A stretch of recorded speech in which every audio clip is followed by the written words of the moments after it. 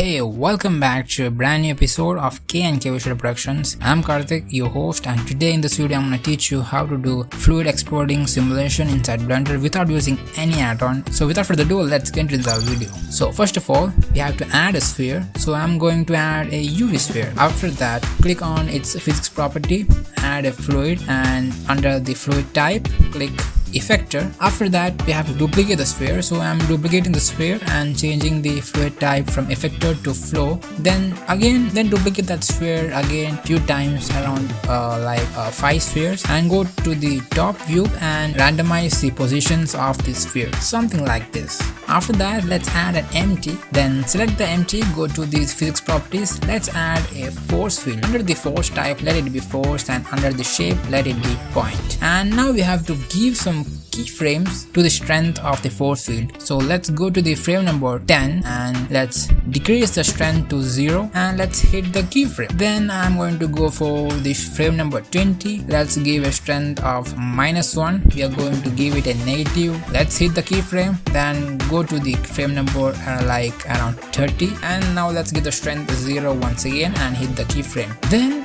we need a domain for our fluid simulation, so let's add a cube. So now let's add a cube and increase the size of the cube so that our simulation will fit inside the cube, because this is our domain, of course. Then click fluid, and under the fluid type, click domain, and under the domain type, change it from gas to liquid because we are going for liquid simulation. And now let's increase the resolution divisions. Then scroll down and you will find an option called mesh. Make sure you check that checkbox. Then what I have to do is under that cache, you have to change that type, which is in replay. You have to change it from replay to all. Then what you have to do is you have to select the cube and go to its object properties, and under viewport display, change the display as from solid to wire so that we can see everything happening inside that cube or inside our domain. Then our last step is go to the world setting, and under gravity, make sure you change the gravity to 0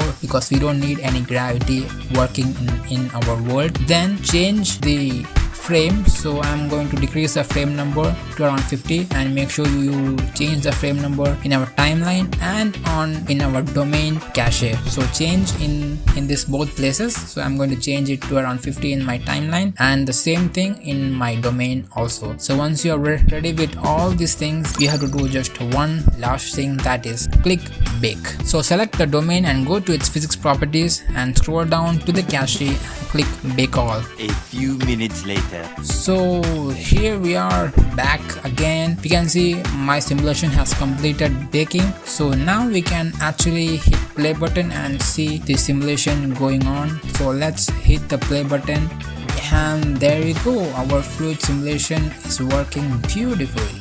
Now what you can do is you can add texture.